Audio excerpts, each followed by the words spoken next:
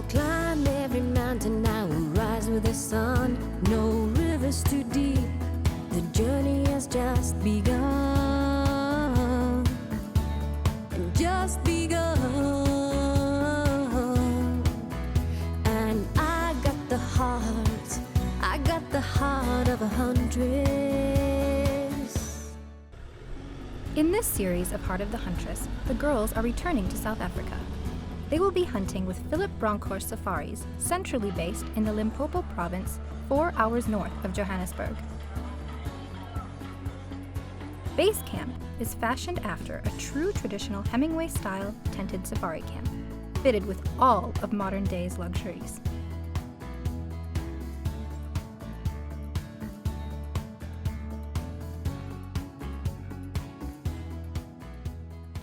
So I met Margaret in Extreme Huntress competition, and immediately upon meeting her I knew that we'd be friends forever. And both being very ambitious ladies, we decided that we would form the Heart of the Huntress in order to travel around the world, spend time together and hunt and experience different hunting cultures.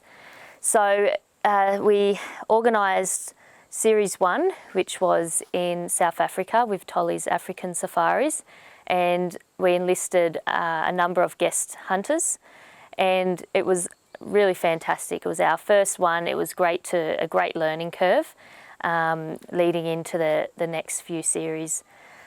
So Series 2 and Series 3, it was my turn to organise and host a trip to Australia. So we had a few setbacks along the way, but I think we pulled it together really well to form Series 2, which was we did a lot of the filming ourselves, and we did it in various areas of Australia, which is a very large country. So a lot of travelling, and we got to see a wide variety. It really showcased Australia for Margaret for her first trip over.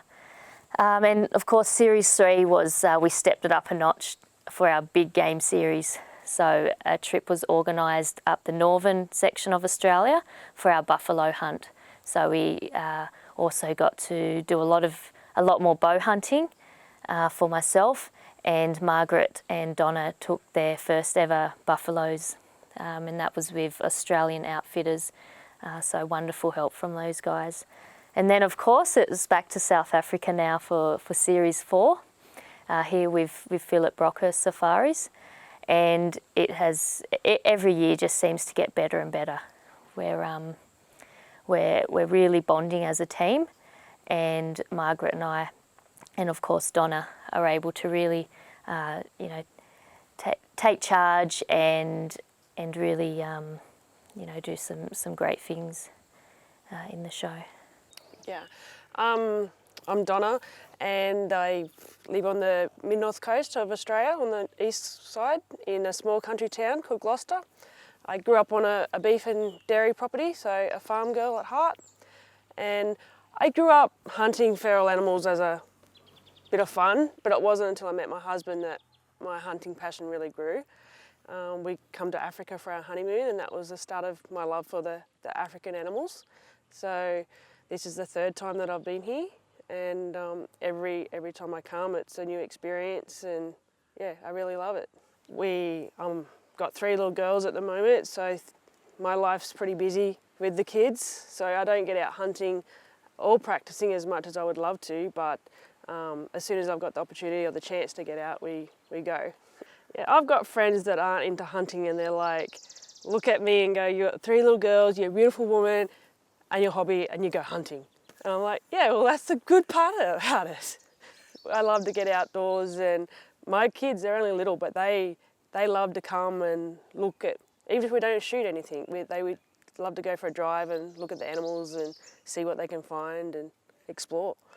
So for Series 4 here in South Africa, we were able to have a guest hunter with us, who is Chantal from British Columbia in Canada. So Chantal was able to bring to the production a bit of a fresh face and fresh experiences. So it's been really great to have her along. This is her first trip to South Africa. So we're able to once again really harness that fresh energy of having somebody this is all a new experience for. Hello, my name is Chantal and I live in Campbell River, which is on Vancouver Island, British Columbia, Canada. I was born and raised in the prairies in Manitoba, and that's where my family lives and still lives now. That's where my family live, and I said, you know, I was raised there, I learned there, but my heart has always been in the mountains. And so when my husband retired from the Canadian Armed Forces, we had the pleasure to move to British Columbia. Well, my method of income is I am a tattoo artist, which I'm very passionate about. I get to meet people all over the world and share their stories. And as far as if I could work for a living in the hunting field, that would be great. I do also work part-time in the hunting industry. I have a survival company, which is relative to instruction, teaching people how to hunt, how to track, skinning animals, obviously wilderness survival skills, trapping and firearms. So I rarely say I'm going to work today. I say I'm going to go and play and actually make an income. So I'm very fortunate that what I do, I absolutely love. When I met my husband, we were dating, and I was very interested in the archery aspect of hunting, and I asked him if it would be okay if I tagged along on one of the archery shoots, and it was close to Valentine's Day, and so for Valentine's Day he bought me my very first bow, and I expressed my interest in trying to hunt, and so he said, okay, how do you feel about bear hunting with a bow and arrow? And I went my first night and was successful, and after the adrenaline and the vibration, I realized, you know, this is something that I am going to do for the rest of my life, and I was hooked from that point on. I decided immediately the first hunt that I was ever on was a bear hunt with the bow and arrow, that I wanted to make the efforts to harvest only mature bears.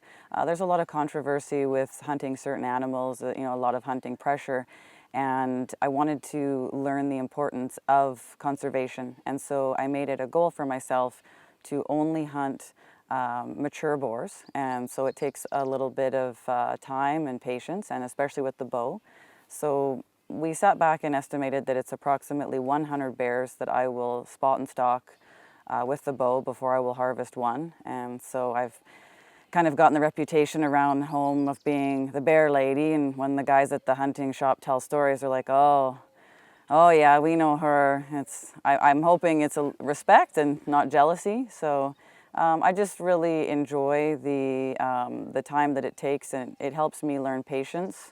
It helps me to really respect the animal when you're so up close and personal. And bear hunting is very, very important on Vancouver Island. We have a very dense population of bears, and it helps the farmland because the bears will attack cattle, and also a mature boar will actually kill approximately a dozen cubs every year. And so it's very, very important that we manage the population, and that's where I feel I'm doing my part as a proper huntress. But before the team settles in at camp, a few stops need to be made on the way. After arriving in South Africa, their first stop was the Wildebees Clothing Company. Wildebees is a South African, family-owned and operated camo clothing company. They produce high-quality hunting and adventure clothes and shoes for the tough African hunting conditions. In each of their various camo design lines, you will find everything you ever need to achieve a successful hunt. Caps, jackets, long and short sleeve shirts, pants specially designed for women and men. What makes Wildebees camo stand out is the use of 3-layer imaging in their design, and the use of African trees and plants to guarantee the effectiveness of the camouflage. Their clothing lines cater to men, women, and children. They also produce casual clothes for those days that you decide to just relax around the camp and take it easy in the African bush.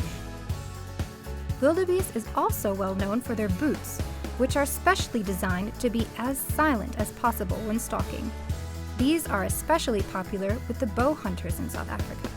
Light but durable and available in a variety of styles for different activities. Wildebees boots and shoes are truly made to be tough, while also being comfortable for those long hunting days spent following the spoor of that trophy animal you have come to collect. Wildebees hunting clothes, made by passionate people, designed by hunters for hunting. We are here at Archer's Edge, and Christy is one of our bow hunters, and she brought her own bow from Australia, so we're going to give her over to the professional bow hunter and technician so he can set up a bow correctly for the South African wild animals here. So then she's going to be set up for a great hunt. At Archer's Edge, their second stop, the team was met by the owner, Reg Grant. Archer's Edge is a pro archery shop in the capital city of Pretoria. They have been in the industry for 14 years. They not only sell archery equipment, but also service bows and are always ready with expert advice. Archer's Edge in South Africa. We are looking forward to getting you set up with the best possible equipment. We're proud to be the Bowtech Matthews distributors for Africa, as well as on the crossbow side, the Striker, Mission and Excalibur. And we'll let you have your pick. If you guys aren't comfortable with a compound bow, we'll also set up a crossbow to take with. And depends on the terrain and the distances you guys will be shooting. Depends if it's going to be spot and stalk or out of a blind. Make sure that you're also comfortable and know how to operate the crossbows. And just it's an added bonus, and it's just an ethical extra option. Not sure what's about to jump out here. Decide from there if we. Oh my goodness. Here's your nappy. Canada. Some more knickers. There we go. There she is. It's a pretty safe go if you go. Thank you very much. Okay. Let's move to the paper.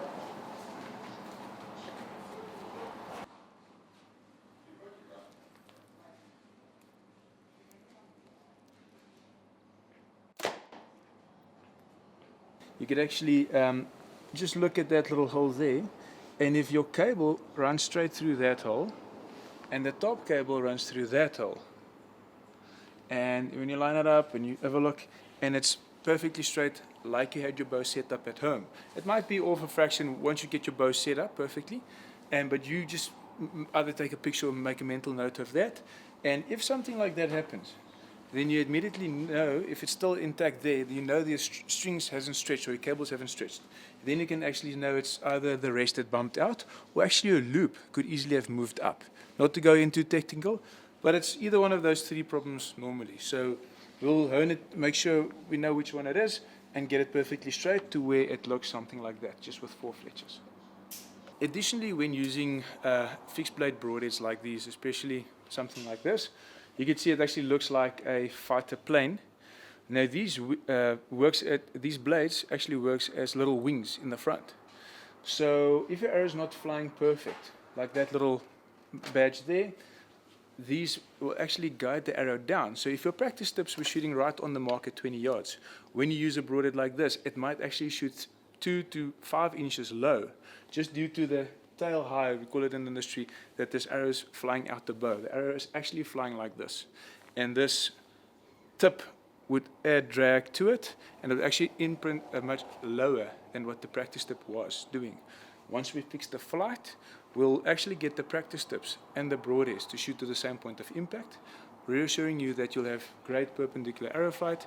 Once you hit the animal, all the forces on the same direction, just gives you better penetration. So that's what we're aiming at.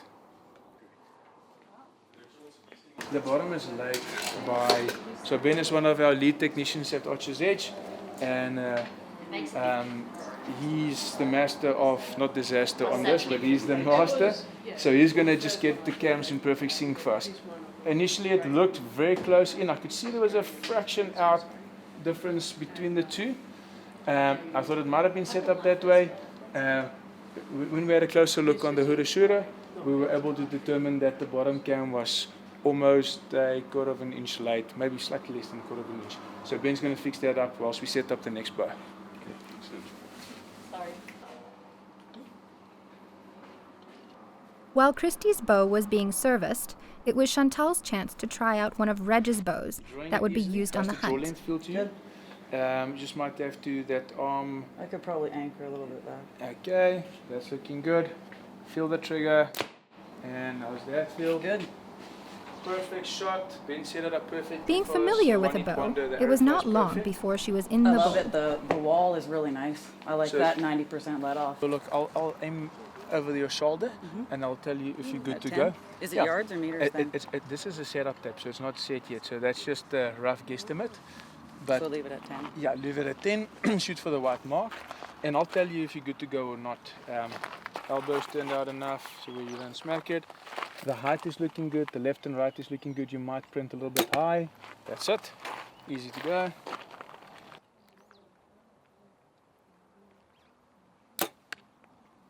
Feels good. Looks good.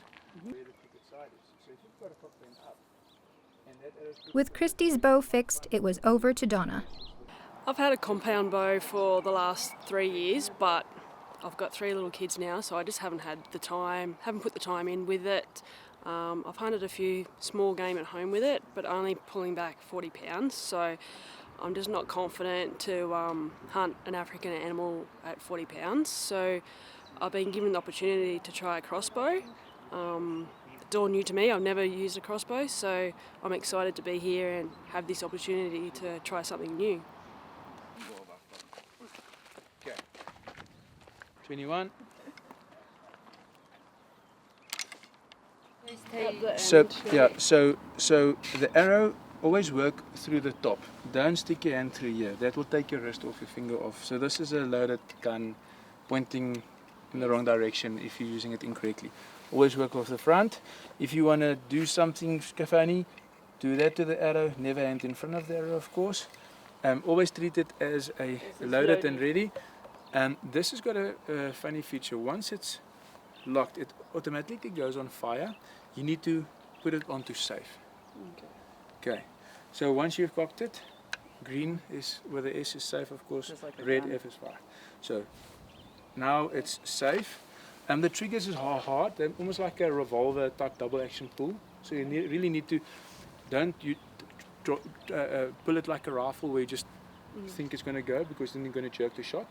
So I always say, start squeezing the trigger, then aim again, then squeeze the trigger some more and aim again, and then whilst you're in the process of aiming, the shot will go off. But if you're just going to smack it, you're going to get an extreme left and right. So think of this as a black powder type bow. You still have the limitations of a bow, but you have the comfortability of a rifle that you can shoulder it and you can take a dead rest. Make sure that your hand is lower than that wing there. Yeah. If your finger goes over that pod there, the string will take it right off. Okay. So you get a hold of the stock, safe's off. Nice and comfortable, there's no recoil on it. Top crosshair on the little A, the upside down Archer's Edge logo. So aim, squeeze the trigger, aim some more, squeeze it again, and that is perfect. Well done. Well done, you make it look easy. I really want to thank all you ladies for the time you spent here at Archer's Edge. You put in the time, you put in the practice. I'm super confident in your ability. You all paid attention, and I've got all my trust in you guys to be 110% successful. And enjoy it. Welcome in Africa, enjoy it. Thanks again for the time you guys spent here. No worries, and thank you very much for your expert advice. I think all of us feel a lot more confident now, having had a few shots of the various bows and also being able to have my own bow tuned and ready to go. Great stuff. Yeah, thanks. One in action. You're not going to miss. I missed again. I'm so shit. High five. With all the gear collected, it was off to Phillip Bronkhorst Safaris in the Limpopo province. As they hit the gravel roads to Batulir base camp, everybody got into the African spirit and left the hustle of modern-day life behind. For the next couple of weeks, the huntresses will be doing what they love most, hunting wild animals in the African bush.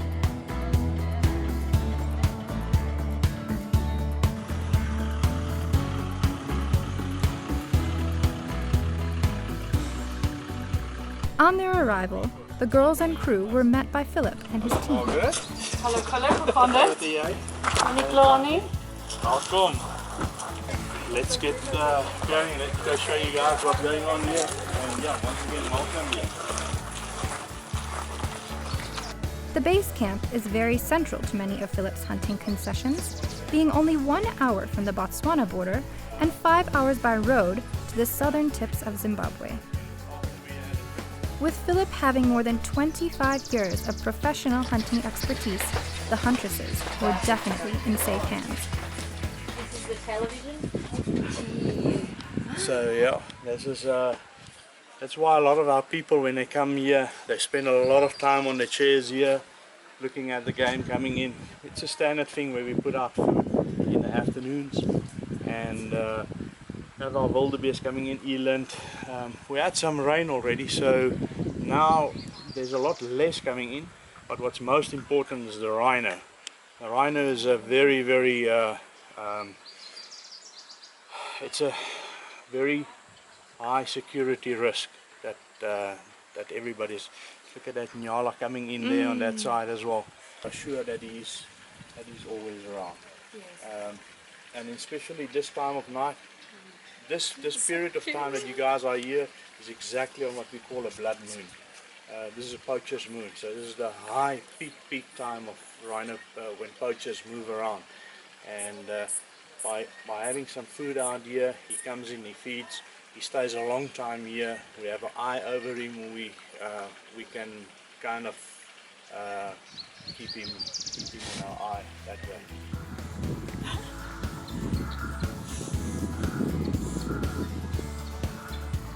So, join us next week as we start the hunt with Christy and Donna to try and bag their trophies.